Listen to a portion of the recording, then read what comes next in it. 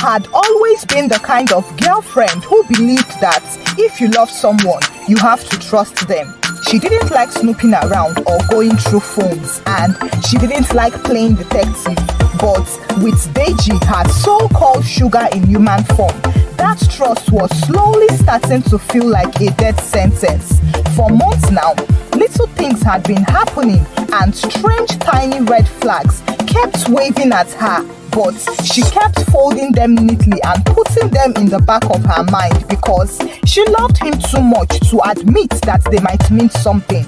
At first, it was the little lies, the phone call he would step outside to take and come back smiling awkwardly, saying it was work call, the lipstick stain on his shirt that he swore was suya oil, or was it the constant network problems that only seemed to happen when she called him after 9 p.m. and every time she saw something suspicious, Deji had a ready-made story to justify it. He would cook rice the way a chef cooks jollof rice, quickly, confidently, and with plenty of seasoning. One Saturday afternoon, she decided to surprise him with his favorites, amala and ewedu, from that place he liked in Surulere. She brought the food to his apartment, and after setting the food down on the table, she went to the bathroom to wash her hands. That was when she saw the evidence. Sitting pretty on the bathroom shelf, next to his shaving stick and deodorant, was a pink bottle of Femme Fresh feminine wash. Tolu froze. She stared at it as if it was about to explain itself. She didn't even touch it. She just blinked and blinked, hoping she was hallucinating. Unfortunately, it was real.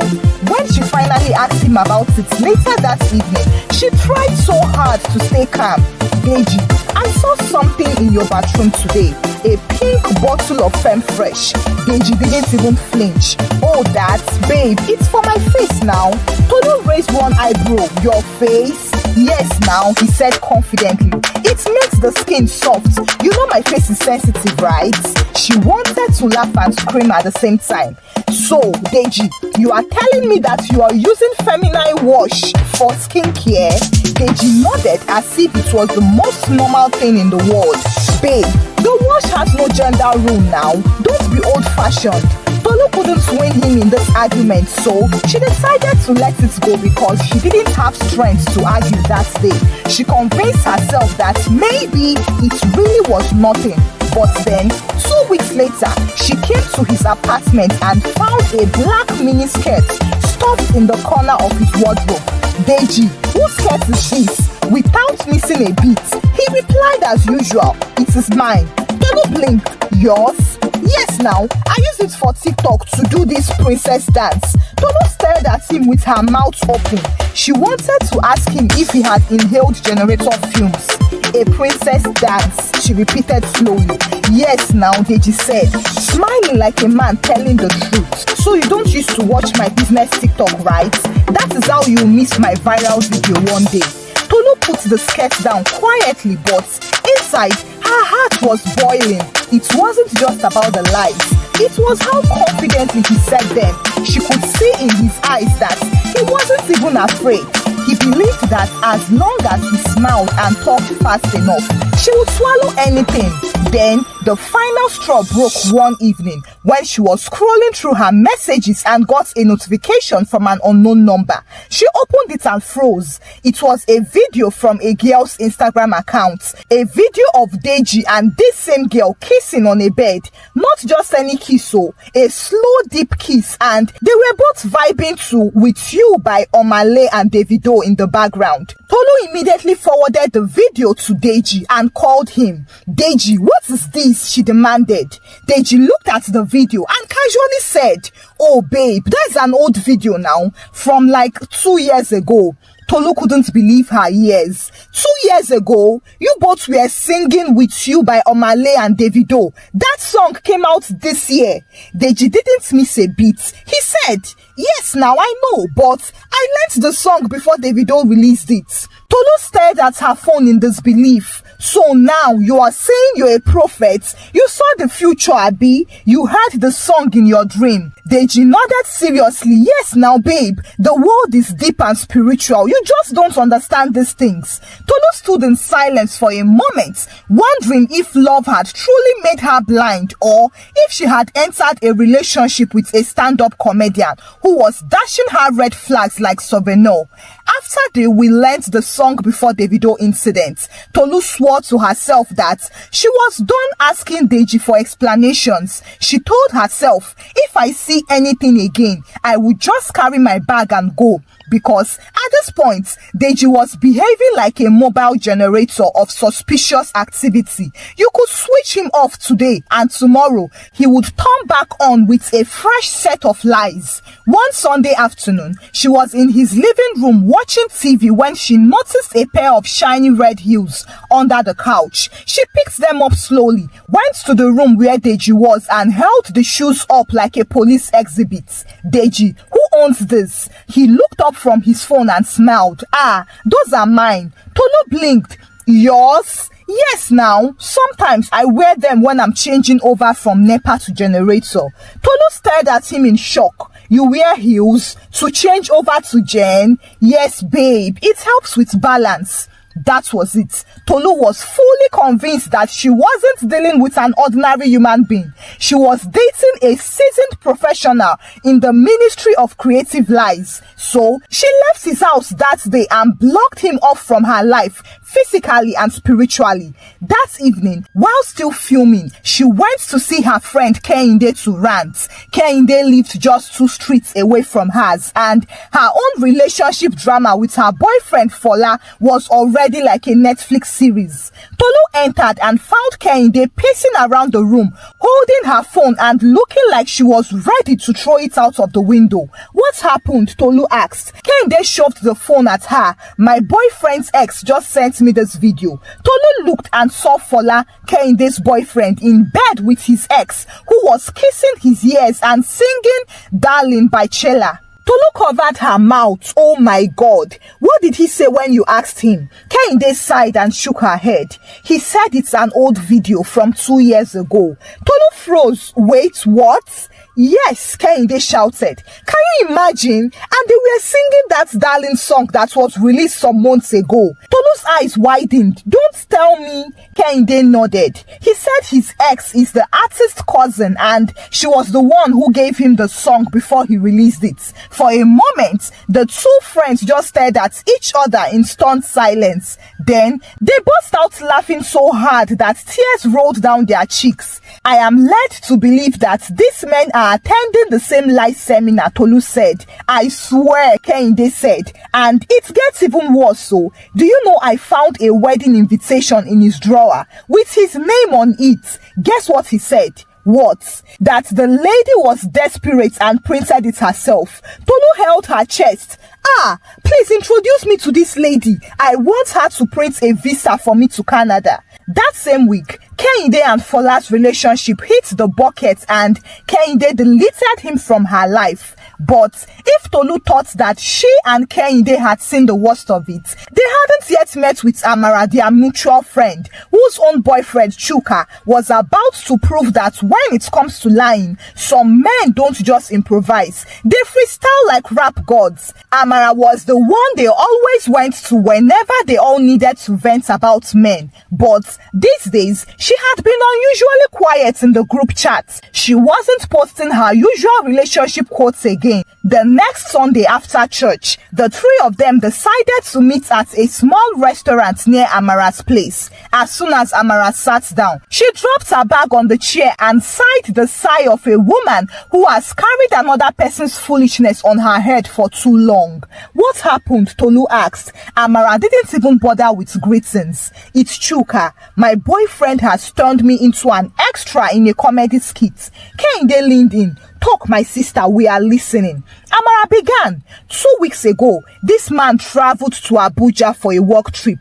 Or so he said. For the first 3 days, he picked my calls. Then one morning, I didn't hear from him. He did not call or text, not even to reply me. I was going crazy, and then, after 2 weeks, he finally called. Tolu squinted. What did he say? Amara's lips tightened. He said he had a throat surgery for tonsillitis and he couldn't talk. Kehinde's eyes widened. Throat surgery and he couldn't even text you? Amara nodded bitterly. Exactly. So I asked him why he didn't message me or at least drop a note. Do you know what he said? He said typing would strain his throat. Tolu nearly fell off her chair from laughter.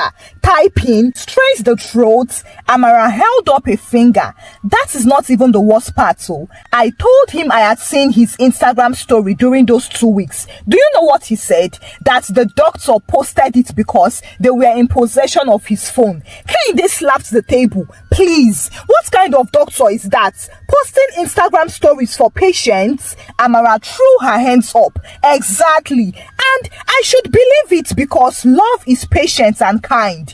They were all laughing when Amara leaned forward and lowered her voice. Wait, that is not even all. 2 nights ago, I video called him and a girl picked up. Tolu and Kehinde gasped in unison. What did she say? Tolu asked. She looked me straight in the eyes and said she is his girlfriend. Kehinde's jaw dropped. She just said it like that. Yes, so later I confronted Chuka. Do you know what this man told me? What? He said it wasn't a real girl, that it was AI. The restaurant went silent for a second as they processed that level of boldness. Tolu held her head. Wait. So your man is telling you that an AI picked your call and spoke to you? Amara shrugged helplessly. Yes, and I was supposed to just accept it. You know, sometimes I think these men sit together somewhere and share lies like trade secrets, because how is it that every time I talk to you two, it is the same level of madness? Kehinde nodded. I believe they are attending one workshop somewhere. National Association of Men Who Lie Without Blinking. They all laughed, but the laughter was bitter around the edges. It was during that laughter that Amara's phone rang. She looked at it and rolled her eyes. Speak of the devil, she muttered and put the call on speaker. Chuka's sweet voice came through. Babe, I miss you. Tolu and Kehinde looked at each other and bit their lips to stop themselves from screaming into the phone. Amara leaned back in her chair.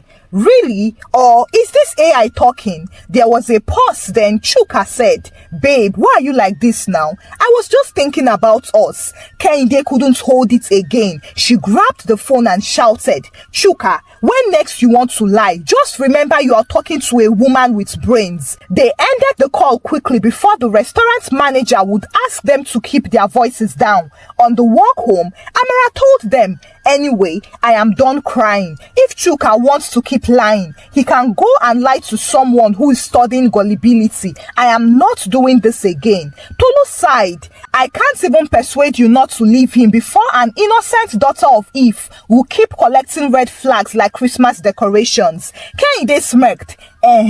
Speaking of decorations, have you people heard what happened to Bisi? Tolu frowned. Bisi, what happened to her? Kehinde shook her head. Her own boyfriend's lies will even make our own look like nursery rhymes. By the time they got to Bisi's place that evening, the sun was already setting. Bisi was their mutual friend who seemed to have her life together. She had a good job, a nice apartment, and was always smiling. But that evening, when she opened her door, her face looked like someone had just stolen her salary. They all sat down in her living room and Amara wasted no time. Bisi, Kehinde said your man has entered the Special Hall of Fame. Talk to us. Bisi sat down and crossed her arms. My own is a movie, the kind that should win African Magic Viewers' Choice Awards. You people will not believe me. Tolu leaned forward. We are ready. Spill. Bisi took a deep breath. Last week, I went to his place. Everything was fine until I entered the bedroom and saw eyelash extensions on his bed. And not just one strand full long dramatic lashes. You know the type slay queens wear to fight the wind. Kehinde gasped. Did you ask him? Bisi sighed. Yes. And do you know what this man told me? He said it is from his dog. For a second, the ladies went silent. Then Tolu burst out laughing so hard that she nearly fell off the sofa. His dog? His dog is wearing lashes now? Yes, Bisi replied. Apparently, his dog is a beauty influencer. Amara was wiping off tears from her eyes. So, the dog removed her lashes on the bed for what? For comfort? That is not even all, Bisi said. We were still talking about the dog's fashion career when there was a loud knock on his front door. Not a polite knock, it was serious banging, as if someone wanted to break in. What happened? Tolu asked curiously. Bisi leaned forward. The moment he heard the knock, he panicked, turned to me and said I shouldn't make any noise, that it is EFCC. Kehinde blinked. EFCC, like financial crime officers. Yes, and according to him, EFCC targets young successful men and they now send women to knock first. So, if you lose guard and open the door, they will rush in and arrest you. The three friends stared at her speechless. Amara spoke first. So, you believed him? Bisi gave her a bombastic side eye.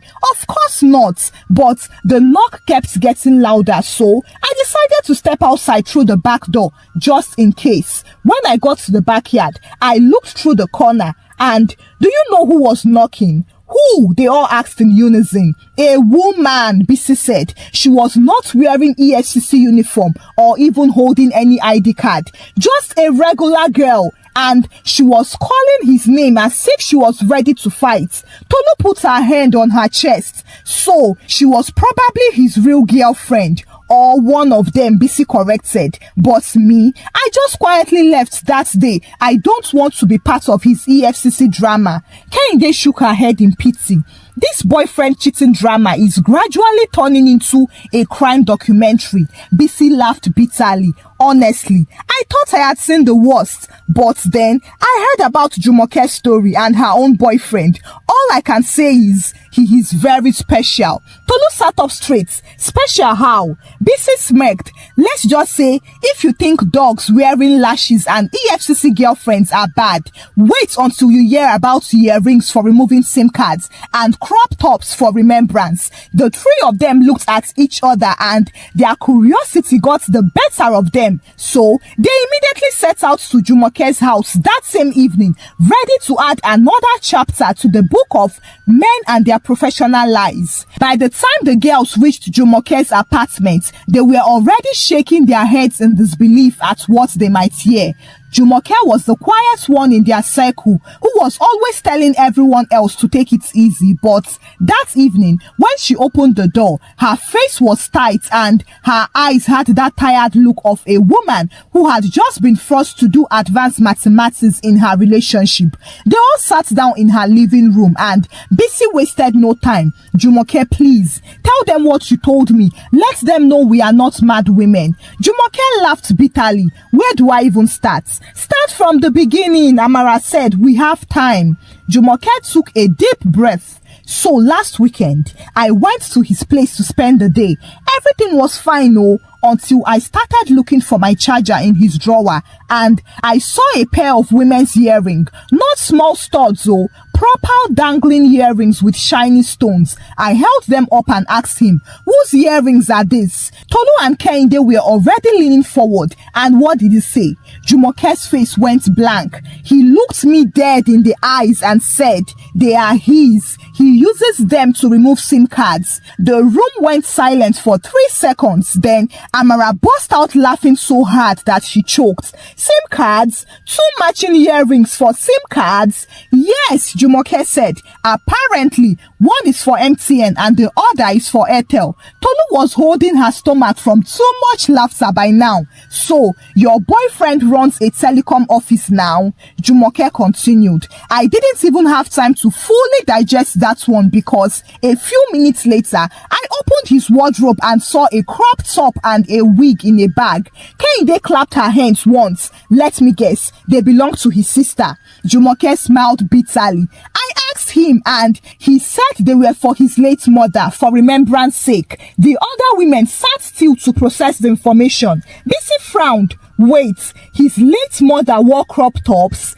Yes, Jumoke said, and apparently she also wore lace front wigs with baby hairs. Amara leaned back in her chair and shook her head slowly. Men are, I don't even know the word again. All I can say is we are dating stand-up comedians that don't even have Netflix specials. They were still laughing when Tolu leaned forward and said, you know, for all this madness, there is still one person we haven't heard from. Ifoma. Bisi raised an eyebrow. Ifoma, that is true. Then today we must hear it. After all, this Friday is Girlfriend's Day. We might as well complete the collection of madness. So they all picked up their bags and made their way to Ifoma's place, not knowing that the story she was about to tell them would somehow make crop tops for remembrance look like a reasonable explanation. By the time the ladies arrived at Ifoma's apartment, it was already past 7 p.m.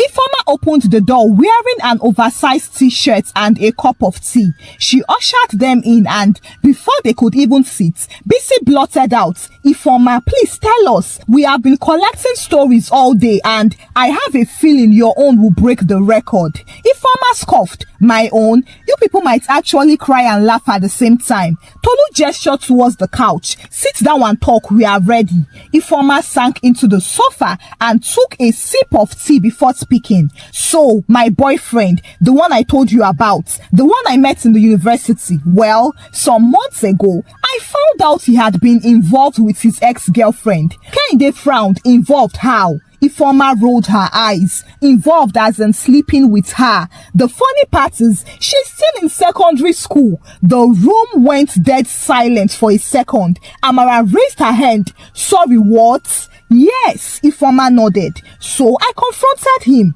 I asked him why he did that. Do you know what this man told me? What? They all asked in unison. He said she is a sickle cell patient and that he didn't want her condition to escalate. The room exploded in laughter. What?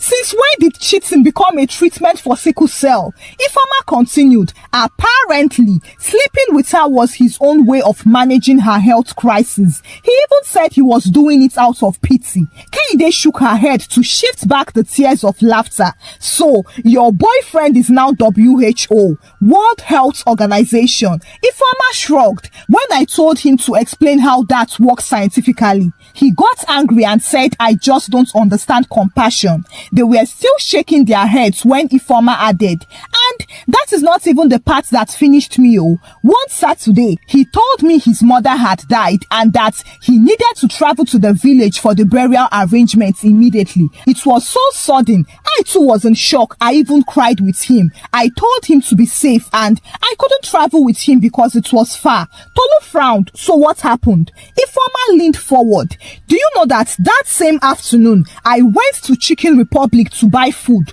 Guess who I saw there? Him. He was sitting at a table with another girl eating. Yo, the other lady screamed so loudly that the neighbors probably heard. Yes, Ifoma said. So I sat behind him quietly and called him on video. He picked up but quickly blocked the camera so I couldn't see where he was. He kept turning the phone so I could only see his face. Kehinde slapped her thigh.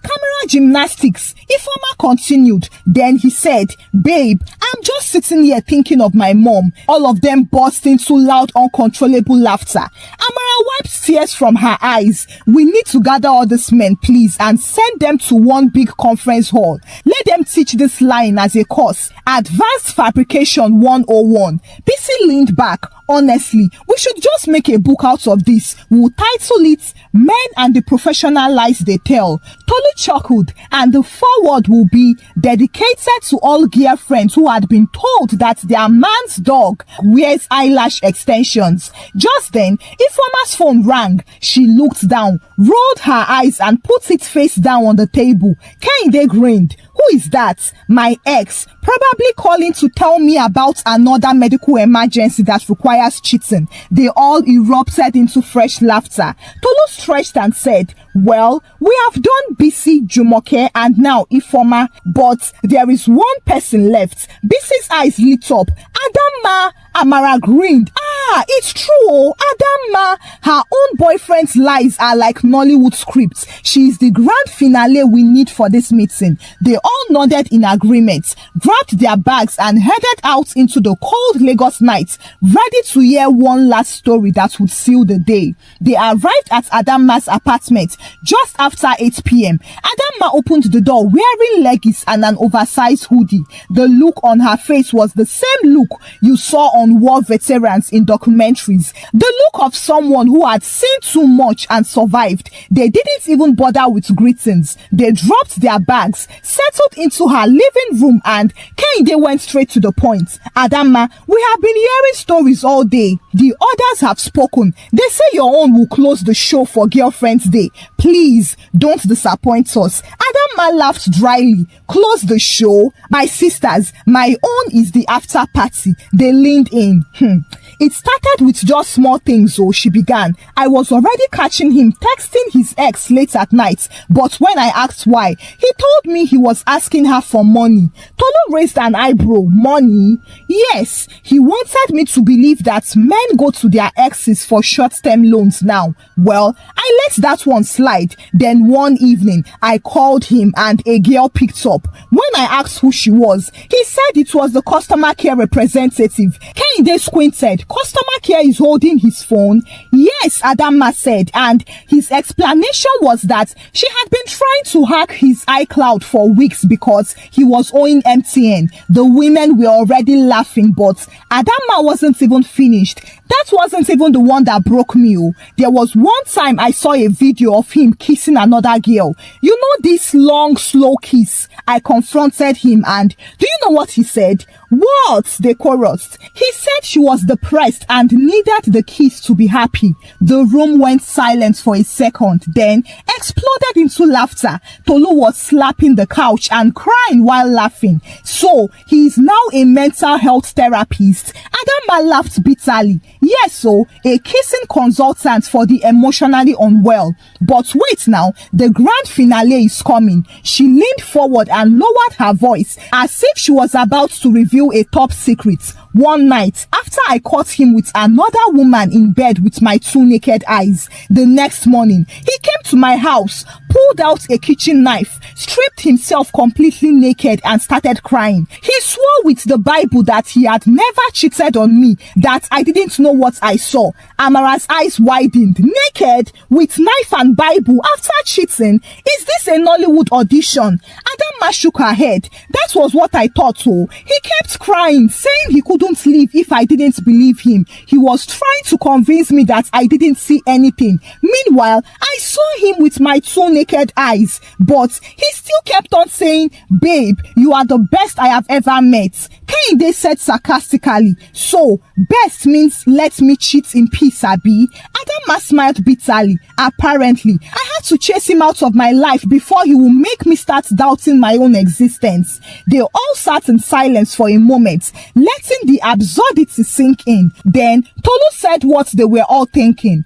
These men are not just liars. They are creatives. They should be paid for their imagination. Then Adamma went in and brought a bottle of wine and glasses. She poured wine for everyone and raised her own glass. Ladies, to us for surviving them. Amara clinked her glass to the ones who walked away. Kehinde lifted hers. And to those still in the group chats, collecting red flags like souvenir keychains. May they find sense soon. They all laughed freely because they knew that no matter how outrageous the lies were, they had each other to remind them that they weren't crazy. Then Bisi said, next year's Girlfriend's Day, I am buying all of us a lie detector machine each. Kehinde grinned. Forget lie detectors. Let's just get new boyfriends who fear God. Tolu laughed. or at least boyfriends whose dogs don't wear eyelash extensions. The girls all laughed again and went on to prepare dinner together as a way to end the girlfriend's day,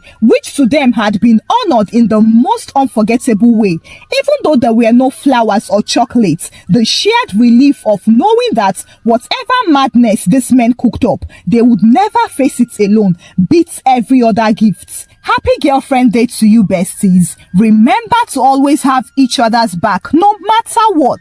Thank you for watching the story. Kindly share your thoughts about the story with me in the comment section. Which lie shocked you the most? And please share your own experience with us in the comment section. Give the story a thumbs up and share the story out with your loved ones. Subscribe to this channel if you've not done so by now. Until I bring another story your way. Bye!